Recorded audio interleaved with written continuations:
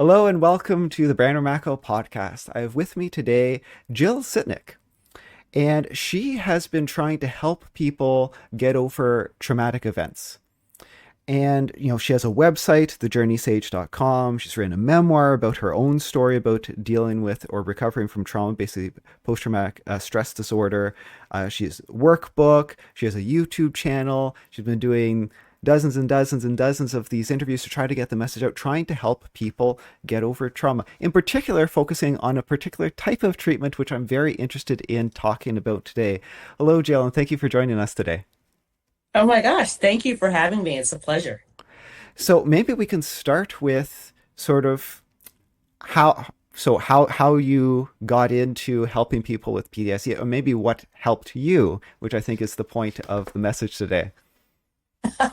Well, I wound up working with MDMA assisted therapy for PTSD, which was FDA delayed last August and is still kind of in the pipeline. We'll Can I figure that out. can I stop you? What's MDMA for our audience? For our audience, well, I will absolutely butcher the real name because it probably has about 20 Yeah, different yeah. syllables. For folks out there, MDMA is the official name for the street drugs, Molly or ecstasy, the party drugs that are Mhm. used at raves and things of that So, sort. so it's a bit of a stimulant, a mild stimulant. It is a mild stimulant and it's also an empathogen, which makes you far more interested in being social. It decreases the fear response. It's one of the reasons, well, several reasons why it's a fantastic party drug. And it's also one of the reasons why it's fantastic in terms of working with trauma and people who are kind of fundamentally afraid of other people because they've been hurt in the past. So it's a beautiful thing recreationally, and it's a beautiful thing therapeutically. I can imagine if that sort of if it makes you more positive almost and more or decreases maybe fear, it's easier to approach questions. Because there is a fear withdrawal response that a lot of people have when you start to pose questions and probe as to what their problems are. And some people, even if you propose, for example, solutions or ways that they could think to get out of maybe a negative cycle, that can even make them even close up more. Like, well, maybe if you did this, that would give you more energy and would be happier. No, no, I'm stuck. No, no, no. I can never be happy again. I'm just gonna. People can really close down. So I could see something like Molly helping to open someone up. So, Right, so right. you said that there's research that's been done. They were all no, it's research, and it was there FDA approved research for MDMA to help with stuff like this.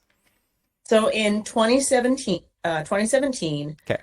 MAPS, the Multidisciplinary Association for Psychedelic Studies, they wound up getting the FDA designation, breakthrough designation for MDMA therapy for PTSD. And what that basically means is that the FDA recognizes that there's no other existing drug on the market that works as effectively. And breakthrough designation means that it is supposed to accelerate drug development. Interestingly enough, psilocybin or magic mushrooms and LSD both also have that breakthrough designation.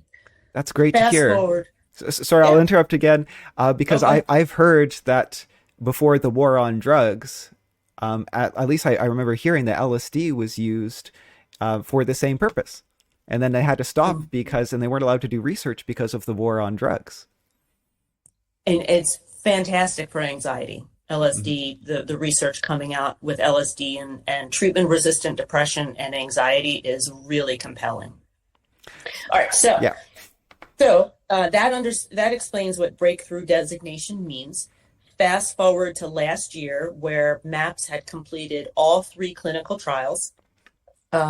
When I first got involved in this therapy, they were at the phase 2 clinical trial stage, but the results have always been approximately two-thirds or three-quarters of the people who have been in their clinical trials no longer qualified for a PTSD diagnosis after 3 administrations of MDMA-assisted therapy. Just three. So it was a little bit of a surprise when the FDA delayed. There's a whole lot of reasons for that I've got a video on it. There's lots of information out there. We don't have to talk about that right now. But ultimately, the Veterans Association turned around and said, wait a minute, we've been waiting for approval. We don't want to deal with a Schedule 1 drug, but this delay from the FDA has actually caused the VA to start their own research to kind of just prove that this actually works. So that's kind of the legislative process we're in right now. Hmm. So you mentioned Schedule One drug. Now, for the audience, there's no rhyme or reason how the government seems to categorize these drugs for crimes. Correct me if I'm wrong. Uh, Well, when you consider that alcohol is detrimental to our health and smoking is detrimental to our health, and they are not Schedule 1 drugs, it kind of makes it really clear that drug policy is very much dictated by lobbyists. yeah, yeah. In fact, I even pulled up a graph in preparation for the talk today. Now, I used to be a fairly aggressive, I don't know, maybe activist, no smoking advocate or against smoking advocate. I'm still Yep. against it, but I'm not standing on the street corner yelling at people anymore. I was quite aggressive in my approach before, active in Okay. my approach. And back then I looked up, and it was an interesting table. I'm going to describe it and on the YouTube video. Of course, this will be on the screen right now. So on one axis, we have active dose over lethal dose. So this is from a 2006 study. And on the other axis, you have dependence potential, basically how chemically, I know yeah, exactly the chart you're looking yeah, at. Yep. it's very, Yep. very commonly referenced. So dependence potential, that's basically how chemically habit forming it is. And active dose over lethal dose, that isn't necessarily how harmful it is in small doses. That's how lethal it is, how much you would Right. need to take to kill yourself, how easy it is to overdose. So it's not Right. necessarily a damage it for small doses or for regular use. That's how quickly you could kill yourself. Um, and things like LSD and psilocybin, which of course have a huge effect on the body. Yeah, you need over 1,000 doses to get close to a lethal dose. And who's going to carry around Yes. 1,000 doses? And it has basically no chemical dependence potential. Right. Right. And so, huge effect. It affects basically your senses. And whether you have an effect to your brain chemistry is more about what type of things you see. It's more about your, because you can change your brain chemistry by thinking about changing your brain chemistry. That's the Yes. great thing about hallucinogens, and this is why talking with a counselor works. This is why placebos work just as well as SSRIs for depression. And it is a Yep. strong effect. It is a very strong placebo effect. If you take a pill and you think you're going to be happier, your brain's like, oh, we're going to be happier now? Okay. Well, the brain doesn't know the difference between reality and imagination. Yeah, When yeah, when you start to use your imagination in healing trauma, it unlocks a healing modality that not too many people traditionally know about. yeah. Your Yeah. thoughts become reality in your brain because your thoughts are the chemistry of your brain. Yeah. Yeah. Yeah. It's You got amazing. And the drugs that are out there that are currently prescribed, if you look at their effectiveness, and now again, I've touched on some of the studies on LSD, and I haven't read it specifically MDMA, it. but it seems like they're now everyone has their own trips, and even counselor to counselor. I've sent people to counselors, no effect. Send them to another, no effect. Send them to the third one, something clicks for them, or I recommend a book, something clicks in their, Sure. and they have that breakthrough. But Sure. from what I can see, it's much better statistically from my clinical experience. Um, I think it's much better with the LSD from the numbers I've seen so far. Well, maybe this is the way I think of psychedelic assisted psychotherapy. Hmm. Traditional talk therapy, which I was doing, like I was doing all Mm. the normal stuff. I was doing talk therapy. I was on a Wellbutrin prescription. Like people have said, well, why did you go to psychedelics? It's like, well, because of the traditional methods weren't working. Yeah, Um, Talk therapy by itself, when compared to psychedelic assisted psychotherapy, yeah, talk therapy is the horse and buggy on the country road. Psychedelic assisted psychotherapy is the zippy race car on the highway. You will move faster. You'll get to where you need to get to, whatever trauma needs to be healed, way faster. And I need to actually come up with another analogy, because I firmly believe some of the trauma points that I've continued to heal past no longer qualifying for PTSD. I had a childhood of neglect and abuse, so I've continued to work on my trauma. And I fully believe there are some things in me that were so deep that I would never have gotten to them with talk therapy. I've gotten to them with the combination of a psychedelic therapeutic process and talk therapy, kind of like hand in hand.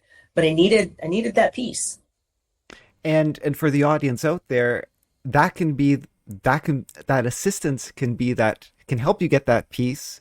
But don't Yes. give up. It can be a different counselor. There's all sorts of counseling techniques, not just cognitive behavioral therapy. There's electrodes on the head. There's Internal family systems is great when it comes to working with psychedelic therapy. yeah. There's just so many different Yeah. ways of trying to work with your brain and to access those things. So don't give up if the first one you try doesn't work, and Oh, just be like, okay, absolutely. put that off the checklist. And if psychedelics scares you a little bit, then just try talk therapy. Now is the time. We're encouraging you, if you're listening and you're suffering with something, now's the time. And then if that doesn't work, try to get, hopefully, this, we haven't talked about what this is still in trials. Right. The only country that has legalized or approved MDMA therapy is Australia. Okay. The US, the delay in August kind of sent shockwaves through the psychedelic industry, because the FDA knew all the trial design all the way through. It was kind of like, we're going to work with you and we're going to set the rules, but you know what? At the end of the game, we're going to change the goal line. That's how it felt. So it is currently still in trials in the US. You can do an internet search. You can go to the VA if you want to be involved in some of those trials. And clinicaltrials.gov is a great place to search all of the clinical trials that, of course, post there. If you just search for psychedelics or a particular psychedelic, if you just search like depression or PTSD, you'll get way too many trials. You have to narrow it down and search psychedelics. Now, you mentioned trauma, and I think neglectful childhood is what you said. And one of my biggest in-person talks I did was maybe 3 or 4 years ago now, I think. And it was Uh-huh. at a symposium for childhood mental health. Oh, And me being, I was listed as a chiropractor there. And so okay. me being on the list, a chiropractor talking on childhood mental health. What's does he say? Everyone needs to have their neck cracked. Uh, by the way, I do not crack people's necks. I don't really push that stuff. Uh, there's a story why I have a chiropractic license. But I was there because of my specialty, neuromusculoskeletal medicine, and adverse childhood events Yeah. are strongly linked, strongly linked to chronic pain syndromes in adults. Oh, yeah. If you Yeah. don't, yeah, Gabor Mate, I always mess up his name. It's one of the main tenets in his book. Stress, trauma, origination of disease and pain. yeah. Well, it's chicken or the egg for pain. Because but we talk about sort of this fear response. The fear response can decrease the threshold for the pain response Mm. and the pain protection response, which Yeah. you can imagine that it is heightened. So everything becomes painful, everything becomes fearful, and the brain can actually recruit motion receptors to report as pain. It can tighten muscles, particularly the longer Mm. muscles, to protect. So, but I want to say, because often it's inferred, or that, oh, it's all because of the trauma. All your pain is from the trauma, which is sometimes dismissive of, are you sure? Because it feels really achy. I swear, like my muscles don't let me move. Like it doesn't feel mental. Now, Okay. in part, it can be, for some people, it can be 99.9% mental, and others it can be 90% mental, 10% physical. And so it's Can I often, give you a yeah, different perspective? yeah. Go ahead, finish your thought. I Okay. want to throw in a different perspective. So what's important is you sometimes have to treat both, and one can feed into the other. So the mental aspect can make the muscles tighten, and so the muscles are achy because of. So you have to treat both at the same time. If you only treat one, you're stuck in the cycle, because even if you touch the mental part, it's like, okay, I feel a lot better, but I'm still achy. Right. One of the things I learned was so when I went, so I was actually with my therapist because of grief, because of losing my partner over 20 years, lost Carl. Mm. And when I went, it was about 18 months after his passing, I had this panic attack because of work, da, da, da. I showed up back on my therapist's couch. And when I was explaining how I was feeling, hypervigilant, very tense, Mm-hmm. for the first time, she had me do a bit of a body scan. And it wasn't a formal body scan. It was just, well, can you tell me any discomfort in your body? Mm-hmm. And the difference was that for the first time, when maybe I focused on like the fire in my neck or my Mm-hmm. upset stomach, I had space for the childhood memory to appear, like, hey, that pain in your neck is a sign of being trapped. And all of a sudden I had a memory of being 10 and hiding in my closet from my father. So I think what I learned that I had no idea about was that I always thought trauma was just totally in the head and just think it through and get over it. And the reality is, and who was The Body Keeps the Score of Vanderkolk, he talks about this. It's the body that remembers. It's in our DNA to remember stressful times so we can quickly react and get away from them. And so that was a real learning for me. And yes, the continuing neck pain was totally a result of the trauma feeling. But yeah, Mm-hmm. had to deal with both of them. Yeah.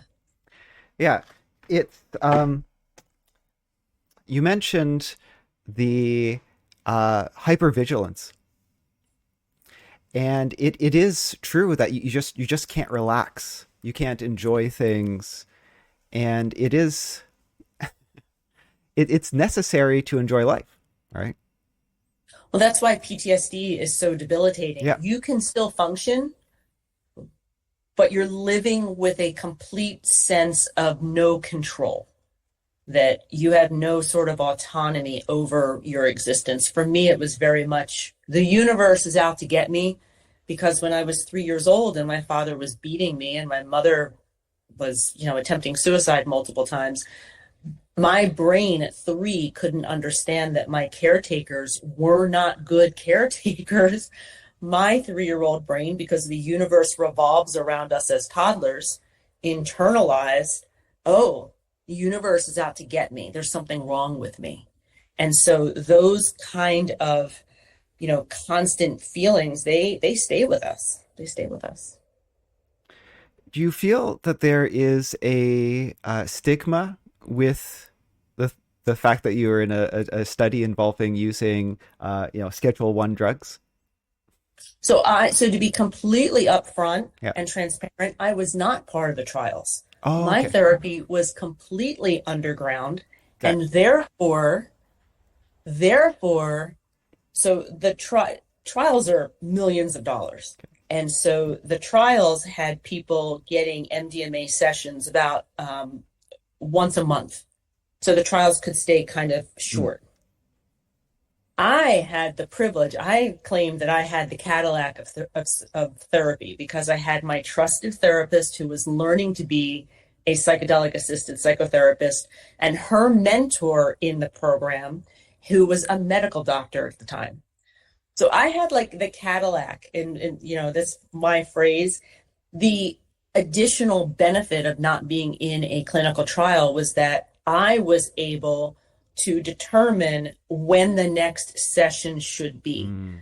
So my first therapeutic journey was September. We didn't do the second therapeutic journey until I was ready, and that wasn't until December.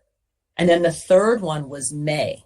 Okay, so So there pretty was a a lot of lot time. of time, a lot of integration time, a lot of talk therapy time, a lot of reframing. We talked about the brain changes. Hmm. So there were a lot of advantages to doing it underground.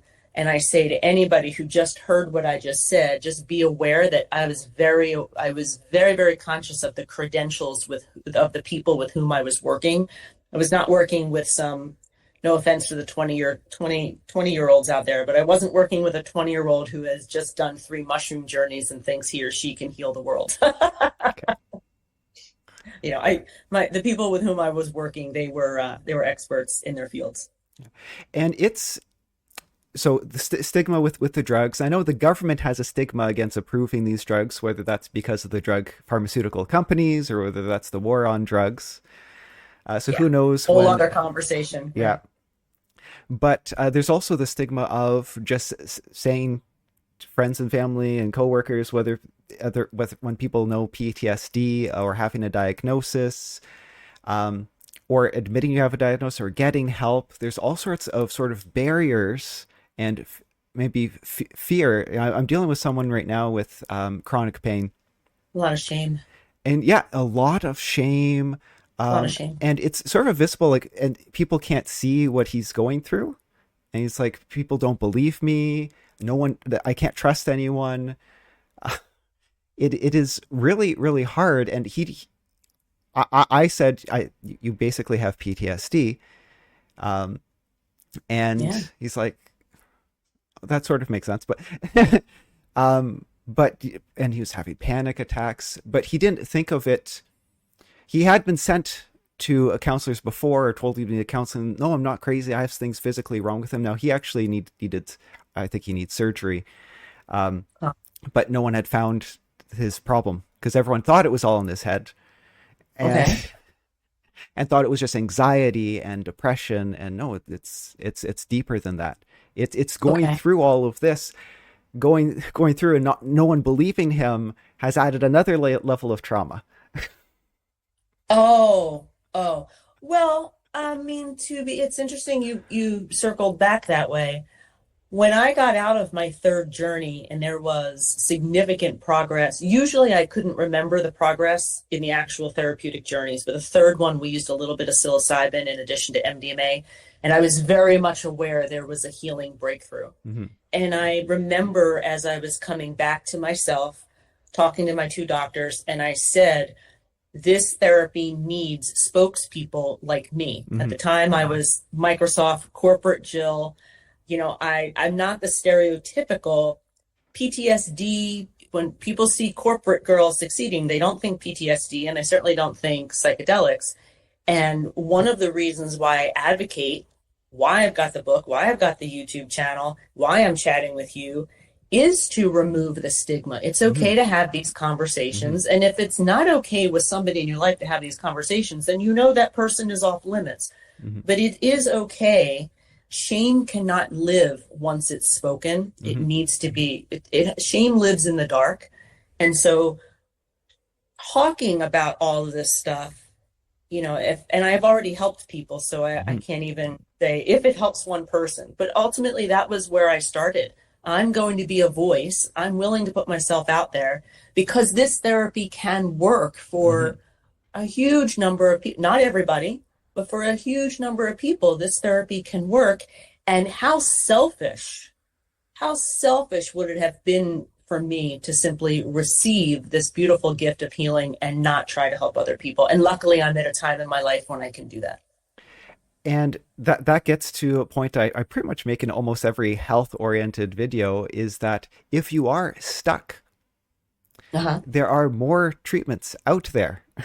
I'm just talking in general because there are this healing key, and it's different for different people. And if you had a different counselor, maybe you wouldn't have found that key. You found, Right. as you said, I found the right person with this little extra trick to really speed up the process and help really unlock the healing. And it really is like unlocking your brain. Um, Yes. the body scan. Unlocking, unlocking the beliefs that we learned when we were toddlers. Yeah. And things like the body scan. Not every counselor does that. And it might not work for every single person. But it'll work for a lot, It'll work for a right? lot. So if It'll you're work for a lot. so there's people out there who've tried one counselor before. Nah, not for me. And Oh, it's 10 I years would later. agree. Yeah. Yeah. You have to, sometimes you have to find someone. I will tell you, my mother was clinically depressed her entire life. My father, people read the book and they're like, I think your father was a sociopath. I'm like, I don't know. Grew up with him. I don't know. But my mother's bad track record with therapists and with getting constant prescriptions that didn't help. Hmm. That's one of the reasons why I probably lived most of my life highly anxious, super hyper vigilant, needed to be safe. I should have gone into therapy, but I was very much against it because of my mother's experience. And literally, it wasn't until my partner passed, and it was just I needed someone to help me process the grief because you can't rely on friends for all of that work. And so I treated myself to therapy. And I just happened to get very lucky that my therapist and I were on the same page in so many ways. So yeah, if you're out there and you've had one bad experience with a therapist or even two, but you know you need to process some stuff, it's worth it. Find a therapist, find a coach, find someone. Because I was in the same boat.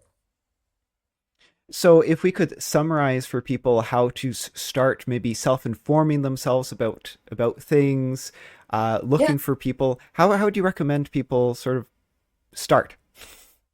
So the first thing is to understand what this healing modality is. It is not turnkey. It is not pop a pill and you're all set. The marketing in a few years, once things get approved, will give you that illusion, I guarantee, but that's not the case. So go take a look at maps.org, maps.org, because they're the ones who started the MDMA research and they're doing a variety of other research projects.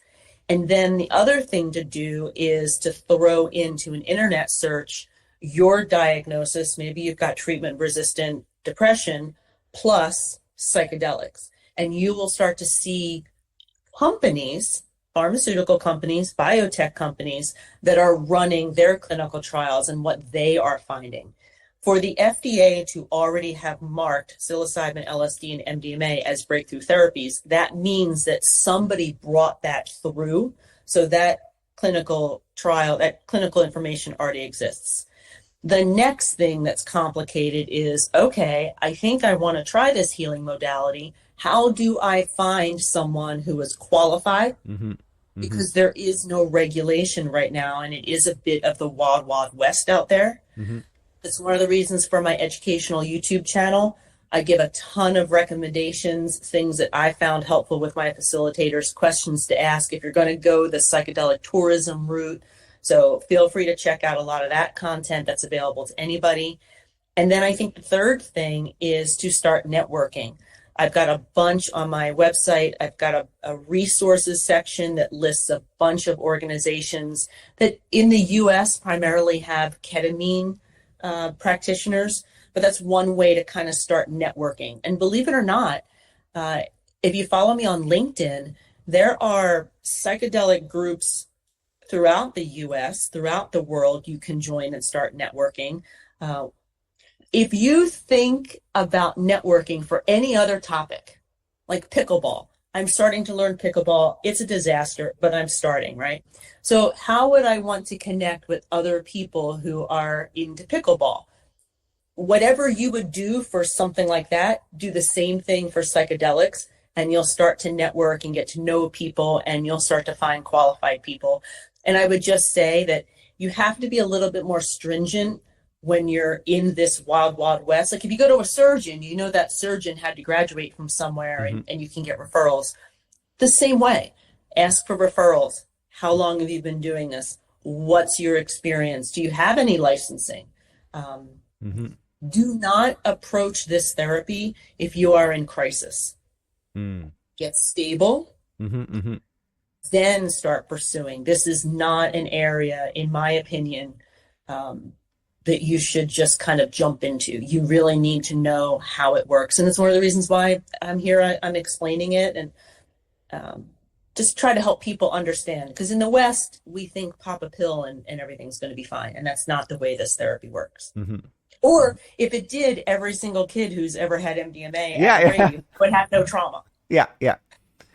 Yeah, it's the counseling combined with it to help work through the trauma that is it. Yeah, That's the key. that's the Right. key. Right. And So, that's one of the reasons why the FDA had a little bit of a challenge because they couldn't prove the drug itself healed mm, PTSD and the FDA doesn't approve therapy. So there was ah, this really oh, weird gray area. Yeah, there was this really weird gray area. There were other reasons, but fundamentally at a very basic level, there was like a red tape issue. mm-hmm, mm-hmm.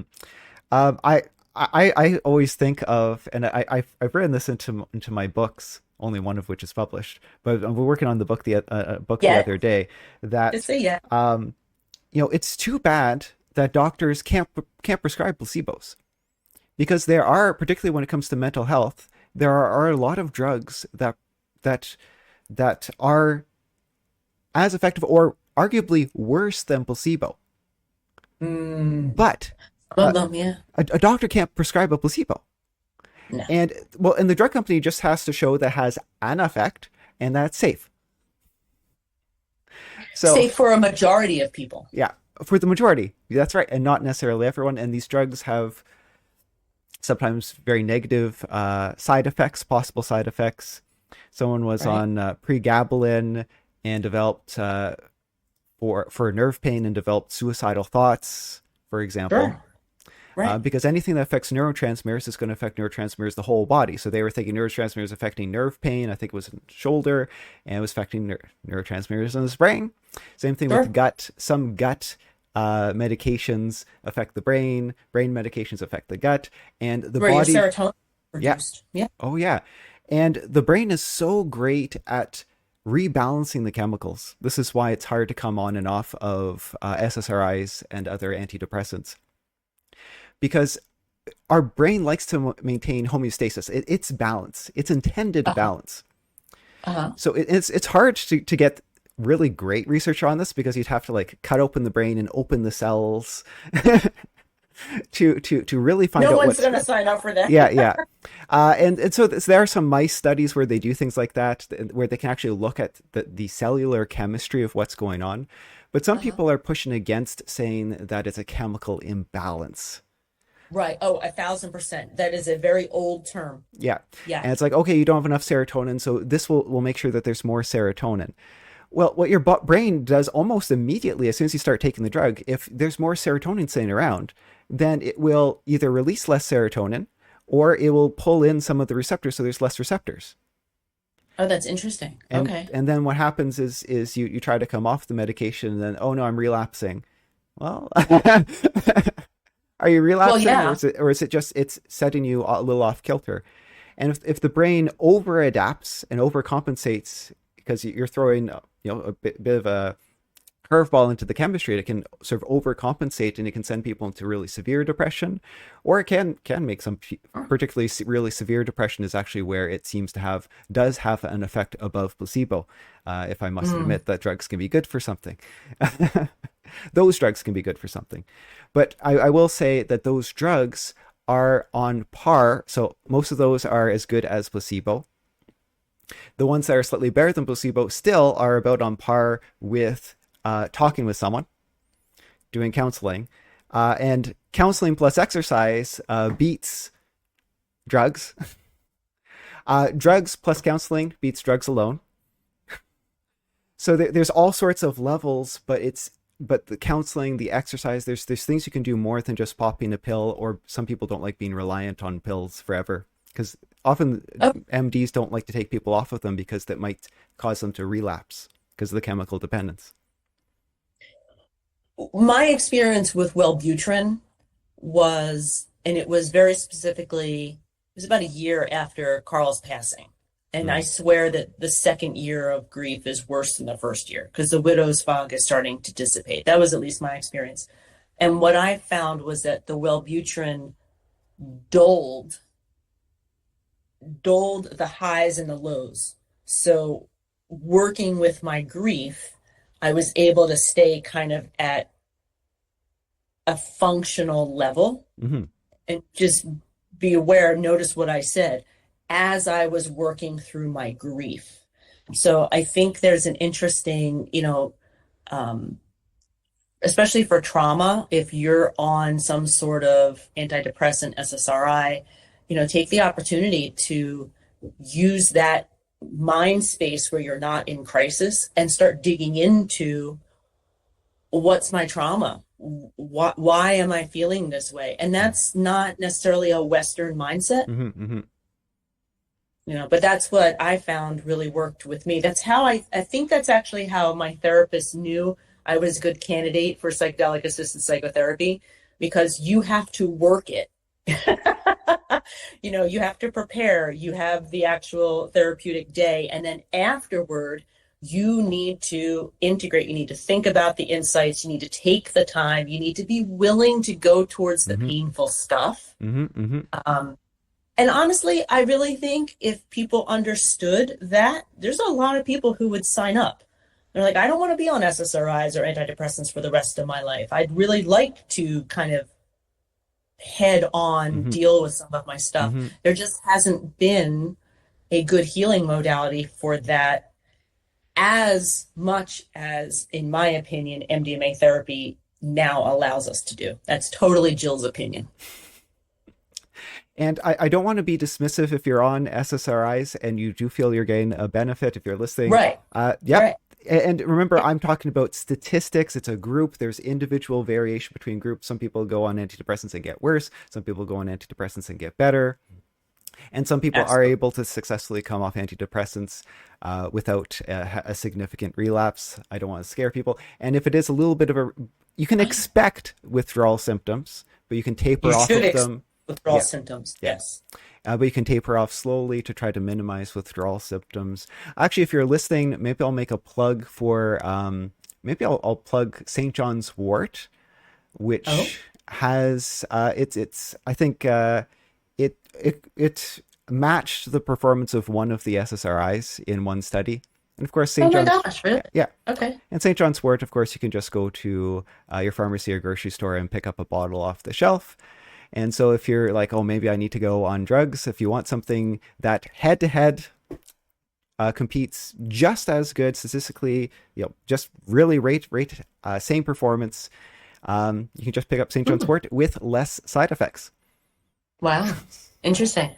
It's worth trying Yeah. different modalities. Hmm. There's no reason, assuming you have gotten cleared physically from your doctor, it's So, worth it to try. yeah, St. John's Wort, and actually, if you're on any botanicals, this is just cautioning people in general. Yeah. We have certain enzymes in our liver which process drugs, and it's a lot of the same enzymes. So if you're taking one botanical with one drug, it may interfere with the processing of the drug or the breakdown of a drug. Okay. And so you have to be cautious about taking almost any botanical and multiple With other drugs. things. Yeah. Oh, interesting. So And just like everything else. yeah. And in fact, I will, there's something that's very, very unknown. Maybe you haven't heard this before, but the enzymes which activate, so some drugs need enzymes to be activated, and some drugs are activated automatically. Uh-huh. And then some drugs, of course, need to be deactivated. The drugs have a half-life in your system where you have to take more.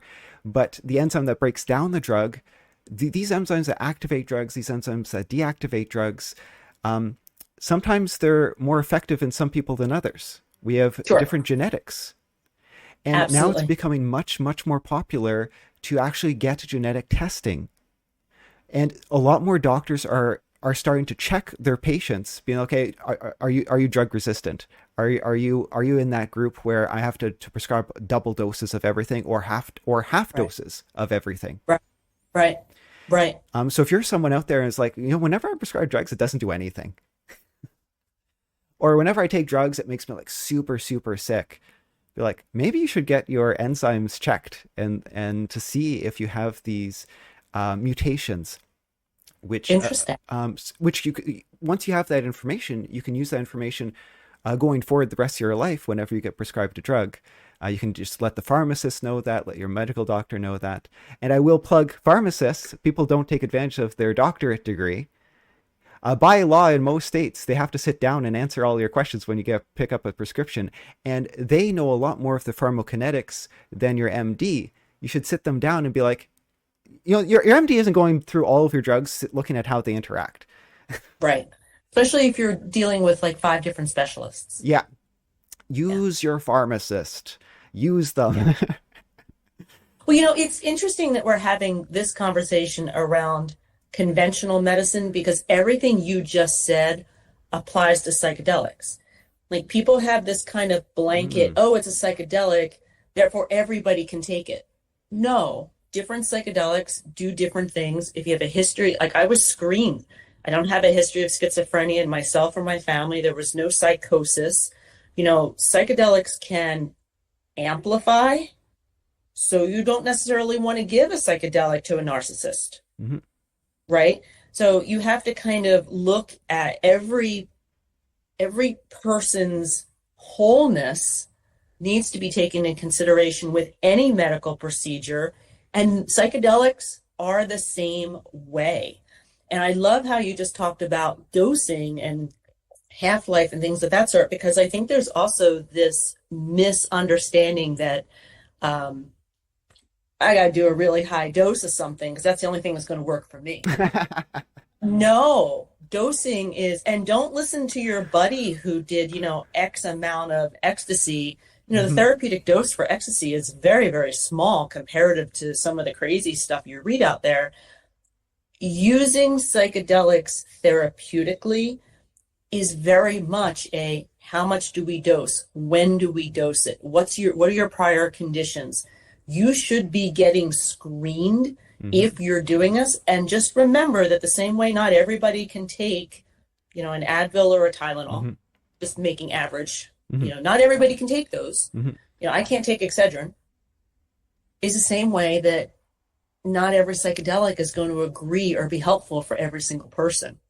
And we're not going to see that marketing. We're Nope. not going to see that.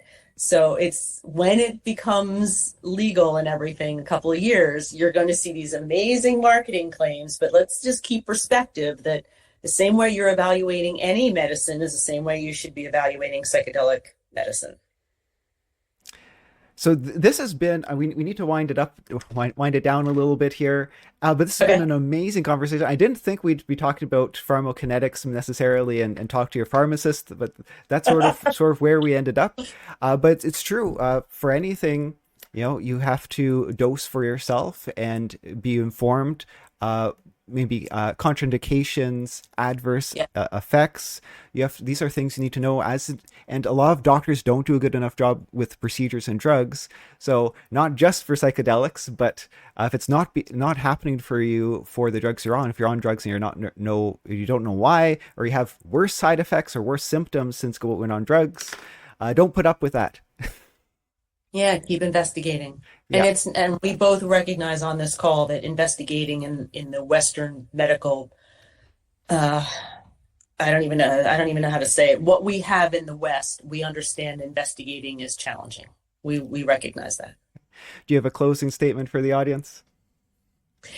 My closing statement is if you or someone you know is suffering from PTSD, depression, anxiety, start to research what's out there with the different psychedelics because things are going to be, I anticipate the medical landscape will be very different in 5 years.